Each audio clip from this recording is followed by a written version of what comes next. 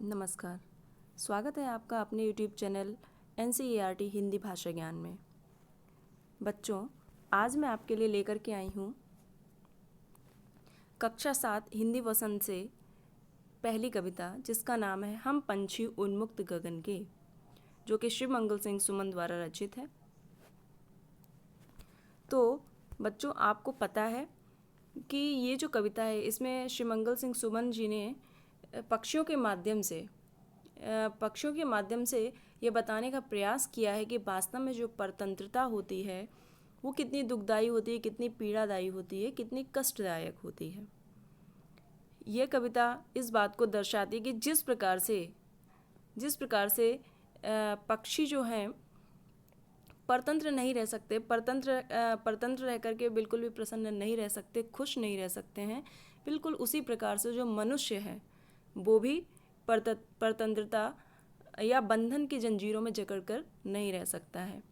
तो यही परतंत्रता और स्वतंत्रता के बारे में जो हमारे कवि हैं शिव मंगल सिंह सुमन जी, उन्होंने परतंत्रता और स्वतंत्रता दोनों के ही बारे में इस कविता के माध्यम से बहुत ही अच्छी व्याख्या प्रस्तुत की है। चलिए अब हम चलते हैं अपनी कविता की ओर। देखिए अब इसमें क्या है कि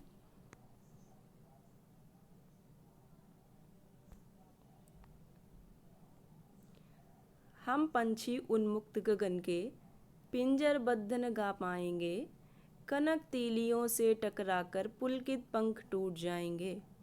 तो देखिए ये जो कविता है हमारी, इसमें कवि ने क्या बताया है कि जो पक्षी है, पक्षी के माध्यम से कवि ये कहना चाह रहा है कि हम पंछी उन्मुक्त गगन के, जो पक्षी है कहता है कि हम जो पक्षी हैं वो उन्मुक्त यानी कि स्वतंत्र, हम स्वतंत्र आकाश में विचरण करने वाले पक्षी हैं, स्वतंत्र आकाश में विचरण करने वाले, स्वतंत्र आकाश में उड़ने वाले प्राणी हैं। पिंजरबद्ध न गा पाएंगे, पिंजरबद्ध यानी कि पिंजरे में बंद होकर के हम अपने गीतों को नहीं गा पाएंगे, और हम पिंजरे में बंद करके अपने गीतों को नहीं गा सकते हैं। कनक तीलियों से टकराकर पुलकित पंख टूट जाएंगे, और अगर हमको पिंजरे में, सोने के पिंजरे में भी बंद कर दिया जाता है तो उन सोने की तीलियों से टकरा करके जो हमारे पुलकित पंख यानी कि आनंद से भरे हुए पंख हैं, वो पंख उन सोने की तीलियों में टकराकर टूट जाएंगे। तो पक्षी क्या कह रहा है कि हम पंछी उन्मुक्त गगन के, पिंजरबद्ध न गा पाएंगे, कि हम जो पक्षी हैं वो वास्तव में स्वतंत्र आकाश में विचरण करने वाले हैं, और हम पिंजरे में बंद होकर के नहीं गा पाएंगे।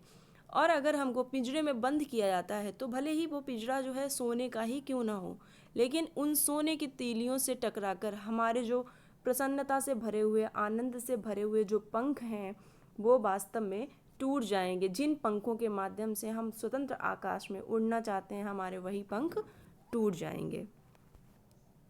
नेक्स्ट है, हम बहता जल पीने वाले मर जाएंगे भूखे प्यासे, कहीं भली है कटुक निवौरी कनक कटोरी की मैदा से। अब आगे क्या कह रहे हैं, पक्षी के माध्यम से कभी क्या बताना चाह रहा है कि हम बहता जल पीने वाले पक्षी जो है वो क्या है, कहते हैं कि हम बहता जल पीने वाले, हम वास्तव में बहते हुए जल को पीने वाले हैं, अर्थात नदियों तालाबों में जो बहता हुआ जल बना रहता है, हम उसी जल को पी कर के बहुत खुश रहते हैं। मर जाएंगे भूखे प्यासे, और हमको पिंजरे में बंद कर दिया जाएगा तो हम वास्तव में भूख और प्यास से मर जाएंगे। कहीं भली है कटुक निवौरी कनक कटोरी की मैदा से, और परतंत्र रखने के बाद, जंजीरों में जकड़ लेने के बाद, अर्थात पिंजरे में बंद करने के बाद अगर कनक कटोरी, यानी कि कनक मीन्स होता है सोना, कटोरी मतलब बाउल, और सोने की कटोरी में रखी हुई मैदा से तो हमारे लिए कई लाख गुना अच्छी कटुक यानी कि कड़वी निवौरी यानी कि नीम का फल, हमारे लिए कड़वी निवौरी ही अच्छी है। देखिए पक्षी क्या कह रहा है कि हम वास्तव में बहता हुआ जल पीने वाले हैं, अर्थात नदियों का पानी पीने वाले हैं, और अगर हमको पिंजरे में बंद करके रखा जाता है तो हम भूख और प्यास से मर जाएंगे। सोने की कटोरी में रखी हुई मैदा से कई गुना ज़्यादा अच्छी हमारे लिए कड़वी निवौरी ही हैं, जिनको खा करके हम खुश और प्रसन्न रह लेते हैं। नेक्स्ट, स्वर्ण श्रृंखला के बंधन में अपनी गति उड़ान सब भूले, बस सपनों में देख रहे हैं तरुकी फुनगी पर के झूले। अब देखिए पक्षी क्या कह रहा है कि स्वर्ण श्रृंखला के बंधन में, कि स्वर्ण श्रृंखला यानी कि सोने की जंजीरों में, ठीक है, सोने की जंजीरों में बंधकर, सोने के पिंजरे में बंधकर हम अपनी गति और अपनी उड़ान सब भूल जाएंगे, बस सपनों में देख रहे हैं तरुकी फुनगी पर के झूले। और पक्षी जो है, पक्षी क्या बताते हैं कि कि हम जो हैं तरु यानी कि पेड़, फुनगी, फुनगी का मतलब सबसे ऊपरी हिस्सा, पेड़ का जो सबसे ऊपरी हिस्सा होता है वो फुनगी कहलाता है, जो जिस पर बैठकर जो अक्सर जो है पक्षी क्या करते हैं, झूला झूला करते हैं। तो पक्षी क्या बोल रहा है कि तरुकी फुनगी पर के झूले, पेड़ की फुनगी पर, पेड़ की सबसे ऊंची टहनी पर बैठकर झूला झूलने का अब हमारा केवल सपना ही रह गया है, अब वह केवल मेरे लिए एक सपना ही रह गया है, वास्तव में वो पूरा नहीं हो सकता है। क्यों? क्योंकि अब हम पिंजरे में बंद हैं। तो देखिए पक्षी क्या कह रहा है कि इन स्वर्ण श्रृंखलाओं में बंद करके, सोने की जंजीरों में बंद करके हम अपनी वास्तविक गति और उड़ान सब भूल गए हैं, और अब पेड़ के सबसे ऊपरी हिस्से पर बैठकर झूला झूलना बस हमारा एक सपना मात्र रह गया है। ऐसे थे अरमान की उड़ते, नील गगन की सीमा पाने, लाल किरण सी चोंच खोल चुगते तारक अनार के दाने। अब देखिए हम सब इंसान हैं, ठीक है, और हम सभी के भी अपने अपने कुछ सपने होते हैं, तो वैसे पक्षियों के भी सपने होते हैं।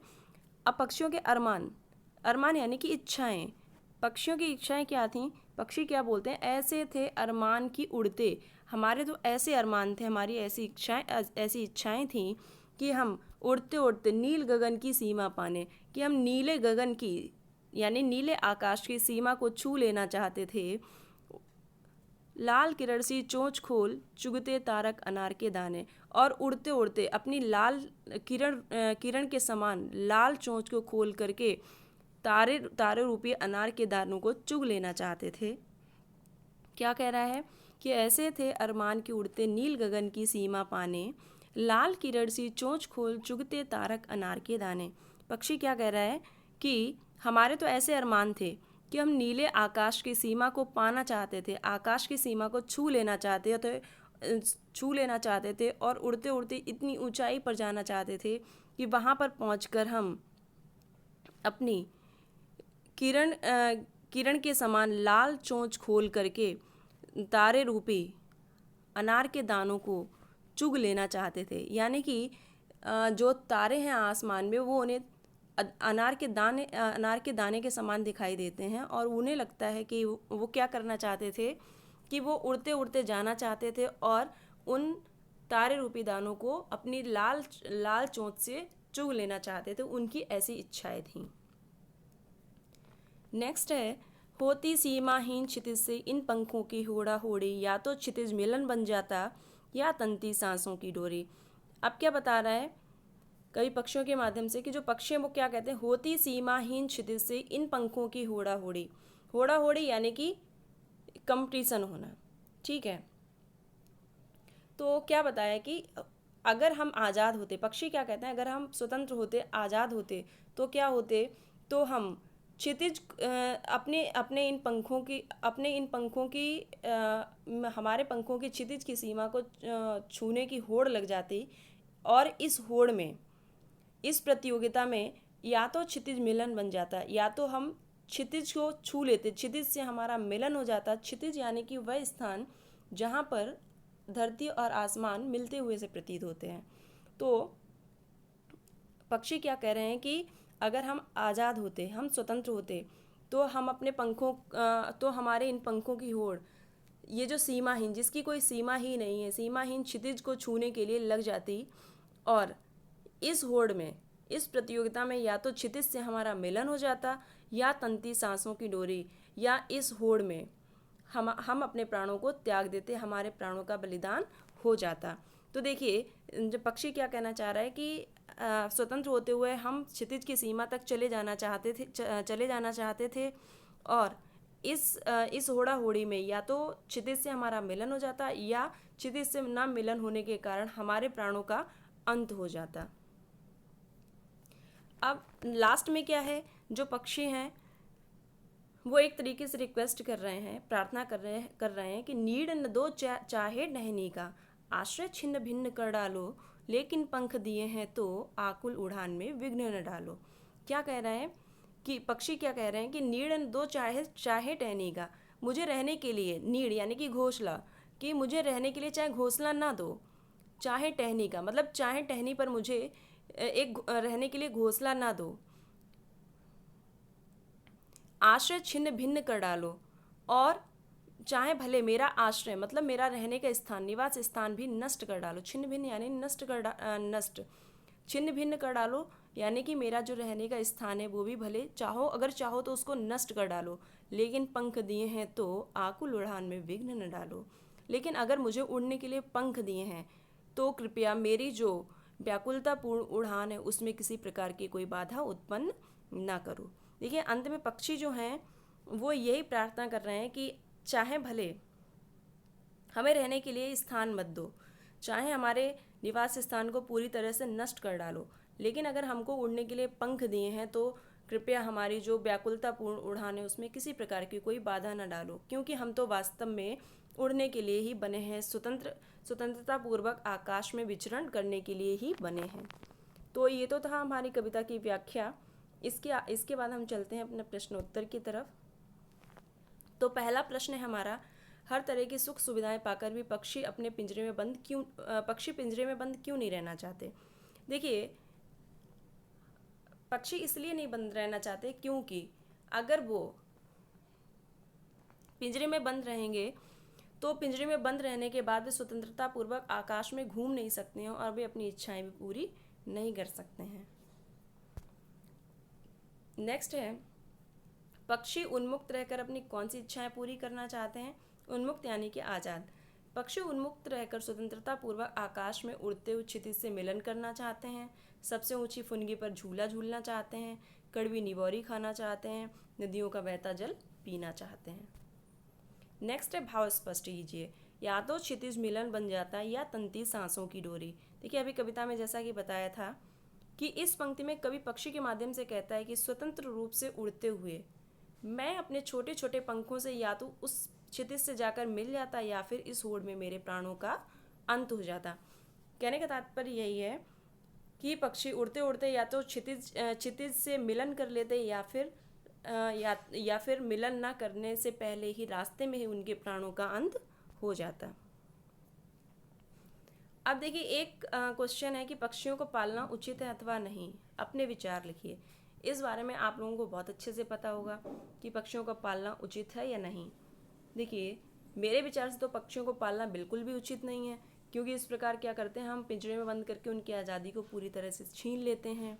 पिंजरे में बंद रहकर वे अपने सपनों व इच्छाओं को पूरा नहीं कर पाते हैं, और इसलिए हमें उनको पकड़कर उनकी आज़ादी को छीनना नहीं चाहिए। देखिए क्योंकि अगर हमें को कोई परतंत्र कर देता है, हमारी आज़ादी को छीन लेता, तो हमें कैसा लगता है। यही सोच करके हमें पक्षियों को कभी भी पकड़ कर नहीं रखना चाहिए, पिंजरे में बंद नहीं करना चाहिए। मुझे उम्मीद है कि आपको हमारा वीडियो पसंद आया होगा। चलिए चलते हैं और नेक्स्ट वीडियो में नेक्स्ट चैप्टर के साथ आते हैं। ओके, धन्यवाद।